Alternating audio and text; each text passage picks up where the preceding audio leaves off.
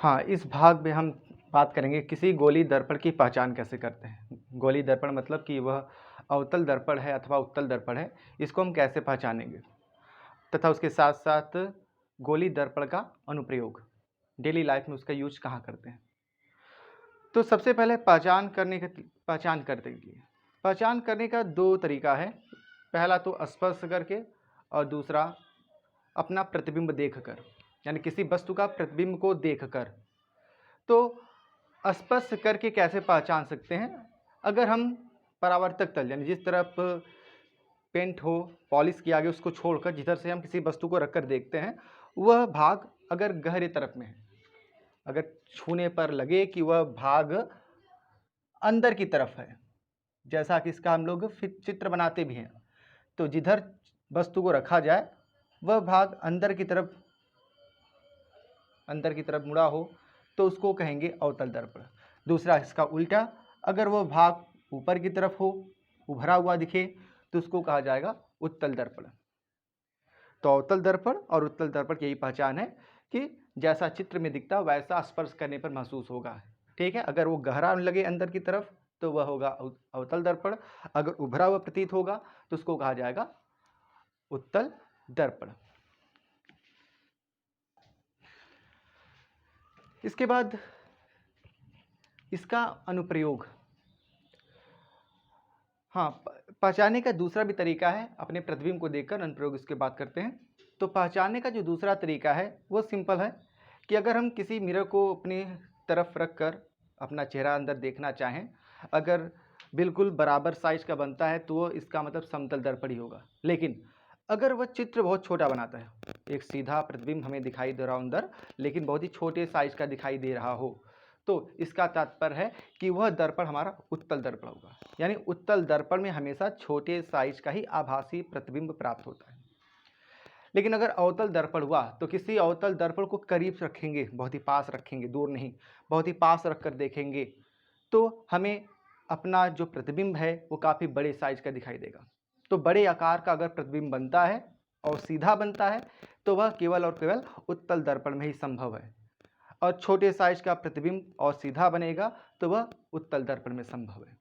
अवतल दर्पण को अगर दूर कर दिया जाए तो प्रतिबिंब दिखाई देगा, लेकिन छोटा और उल्टा, वो उल्टा हो जाएगा। तो इस तरह से हम पहचान सकते हैं अपने प्रतिबिंब को देखकर। तो बिल्कुल करीब रख कर देखिए, अगर चित्र हमारा प्रतिबिंब छोटे साइज का दिखाई दे रहा हो, सीधा दिखाई दे रहा हो, तो वह उत्तल दर्पण होगा। अगर बड़े साइज का हो, सीधा हो, तो अवतल दर्पण होगा। इसके बाद बात करते हैं अनुप्रयोग के लिए। तो इसमें हमने कुछ अनुप्रयोग यहाँ पर नोट किया है। अवतल दर्पण का कुछ अनुप्रयोग है। पहला, टॉर्च में परावर्तक तल के रूप में। दूसरा, सैलून में भी होता है। तीसरा, दंत चिकित्सा में। उत्तल दर्पण का भी अनुप्रयोग है स्ट्रीट लैंप में परावर्तक तल के रूप में, और गाड़ियों में पीछे का क्षेत्र देखने के लिए, यानी जो ड्राइवर के बगल में रेयर व्यू मिरर लगा होता है, पीछे का परिवेश क्षेत्र को देखने के लिए, जिससे दुर्घटना न घटे, उसके लिए भी वहाँ पे इस्तेमाल करते हैं। तो टार्च व परावर्तक तल के रूप में इसका इस्तेमाल क्यों करते हैं? टार्च में हमें जब भी किरणों को मोड़कर एक पतली सी बीम बनाना होता है, यानी सभी किरणों को जो फैल रहा है, जैसे बल्ब की रोशनी फैल जाती है चारों तरफ, इस बल्ब की रोशनी को फैलने न देकर हम सीधी रेखा में भेजना चाहते हैं, यानी सभी किरणों को हम बिल्कुल कन्वर्ज करना चाहते हैं, मोड़ देना चाहते हैं, बटोर देना चाहते हैं। तो उसके लिए हमें अवतल दर्पण की जरूरत पड़ती है। अवतल दर्पण का यही काम है कि वह सभी किरणों को मोड़ता है, यानी एक बटोरने का काम करता है अवतल दर्पण, लेकिन उत्तल दर्पण इसका उल्टा करता है, ये फैलाने का काम करता है। तो जब टार्च में हमें दूर तक देखने के लिए, दूर तक फोकस जाए, किरणें दूर तक जाए, उसके लिए टार्च की रोशनी, जो बल्ब की रोशनी फैले ना, तो उसके लिए हम वहाँ पर परावर्तक तल के रूप में हम अवतल दर्पण का प्रयोग कर लेते हैं। जैसे ये हमने अवतल दर्पण लगा दिया तो ये सभी किरणों को मोड़कर सीधा करता है, जिससे कि एक फाइन बीम, एक पतली सी किरणें दूर तक जाती हुई दिखाई देती है, जैसा टार्च में हमें चाहिए। लेकिन यही काम अगर हम स्ट्रीट लैंप में, स्ट्रीट लैंप मतलब चौराहे पर या किसी गलियों में देखते होंगे, एक स्ट्रीट पोल पे लगा हुआ लैंप लगा होगा, ठीक है, उस लैंप में जो बल्ब होते हैं अब तो एलईडी लगे होते हैं, लेकिन पहले ज़माने में जो होते थे तो लैंप होते थे, सोडियम लैंप या मरकरी लैंप लगा होता है। तो वह लैंप भी देखते हैं तो उसके अंदर भी एक परावर्तक तल होता है, लेकिन वह परावर्तक तल अवतल के रूप में नहीं बनाते हैं, वहाँ पर उत्तल के रूप में बनाते हैं।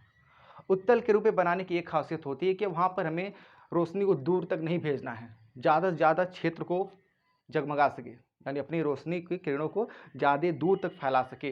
तो उसमें किरणों को बटोरना नहीं है, जैसा अवतल दर्पण बटोरने का काम करता है। हम उस स्ट्रीट लैंप में किरणों को दूर तक फैलाना चाहते हैं, जिससे कि एक खंभे पर लैंप लगा दिया तो दूर तक, काफ़ी दूर तक उजाला जा सके। रोशनी कम रहेगा लेकिन जाएगा दूर तक, ठीक है। तो उजाला ज़्यादा दूर तक फैले, उसके लिए हम वहाँ पर उत्तल दर्पण का प्रयोग करते हैं परावर्तक के रूप में स्ट्रीट लैंप में।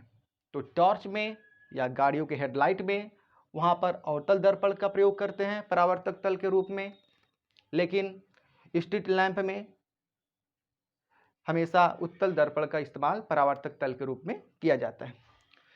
अवतल दर्पण का दूसरा उपयोग सैलून में भी है, दंत चिकित्सा में भी। सैलून में आमतौर पर सैलून में समतल दर्पण लगा होता है, लेकिन जब कोई छोटा सैलून हो, उसके पास ज़्यादा स्पेस ना हो, तो एक छोटा सा बस वहाँ पर अपना मिरर लगाएगा। बड़ा मिरर उसके स्थान पर लगाने की जरूरत नहीं है, तो एक छोटे से मिरर को लगा देने से वह मिरर अगर अवतल दर्पण लगा देता है तो हमारी जो प्रतिबिंब है अंदर काफ़ी बड़ी बनती है, यानी अंदर काफ़ी बड़ी बड़ी दिखाई देगी हमारा प्रतिबिंब, जिससे कि आसानी से वह दाढ़ी बना सकता है या बाल काट सकता है। तो आमतौर पे बड़े बड़े सैलून ही हैं, वहाँ पर बड़े बड़े मिरर लगे होते हैं जो समतल ही होते हैं, ऐसा इस्तेमाल बहुत कम होता है। लेकिन दंत चिकित्सा के रूप में अवतल दर्पण का उपयोग अभी भी होता है, यानी जो डेंटिस्ट होते हैं, दांत चेक करने वाले होते हैं कि दांत में सड़न किधर है, तो वहाँ पर आँख नहीं जा सकता है, बड़ा करके देख नहीं सकते हैं, ठीक है। तो होता क्या, वो एक चम्मच जैसा स्पून जैसा एक अवतल दर्पण उनकी स्पून में लगा होता है, टेढ़ा टाइप हैंडल जैसा ऐसा होता है, कुछ ऐसा केवल यहाँ पर एक दर्पण लगा होता है। इस दर्पण को मुंह के अंदर डाल देते हैं और इस दर्पण में वो देख सकते हैं, क्योंकि ये दर्पण जो होता है उस दांत का प्रतिबिंब बनाएगा और काफ़ी बड़े साइज का बनाएगा। तो दांत में कहीं कैविटी है, कहीं छेद है, कहीं सड़न है, तो वो काफ़ी बड़ा करके वो दिखा सकता है। तो दंत चिकित्सा में अवतल दर्पण का उपयोग करते हैं, क्योंकि ये पास रखी वस्तु का एक बड़ा प्रतिबिंब और सीधा बनाता है।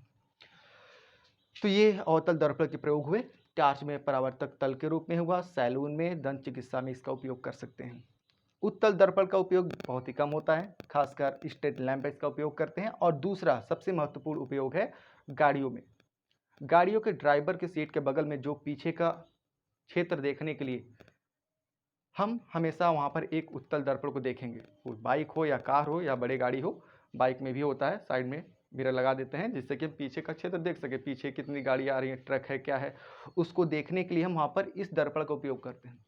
इस दर्पण का उपयोग इसलिए भी करते हैं क्योंकि ये बहुत बड़ा क्षेत्र को देख सकता है, लेकिन वस्तु का छोटा छोटा ही प्रतिबिंब दिखाई देगा, इसलिए उस पर एक वैल्यू, एक कुछ लिखा भी होता है कि जितना ऑब्जेक्ट आपको दूर लगता होगा उतना वो पास है। वहाँ पर उस शीशे पे लिखा भी होता है कि ऑब्जेक्ट जितना दूर आप समझ रहे होंगे वो उतना करीब ही होगा, क्योंकि भ्रम हो जाता है कि छोटा छोटा उसमें दिखाई दे रहा है शीशे में, कि ट्रक बहुत दूर होगा, काफ़ी छोटा दिखाई दे रहा है, लेकिन वो उत्तल दर्पण है। उत्तल दर्पण हमेशा छोटा इमेज बनाता ही है, छोटा प्रतिबिंब बनाता है, तो दूर होगा तभी वो छोटा प्रतिबिंब बनाएगा। इसलिए बिल्कुल क्लियर रहे कि छोटा प्रतिबिंब बन रहा है तो वहाँ पर उत्तल दर्पण लगा हुआ इसलिए बन रहा है। तो ट्रक पीछे ही खड़ा होगा आपके, लेकिन वहाँ पे छोटा दिखाई दे रहा होगा। अगर छोटा नहीं बनेगा तो काफ़ी बड़ा स्पेस, वो रोड का पूरा स्पेस को वो देख नहीं पाएगा, तो पूरा रोड को वो कवर कर लेता उतना छोटा सा मिरर के अंदर। तो ये था हमारा उत्तल दर्पण और अवतल दर्पण के अनुप्रयोग। तो इन अनुप्रयोग के साथ साथ ये जो परावर्तन का पॉइंट था, यानी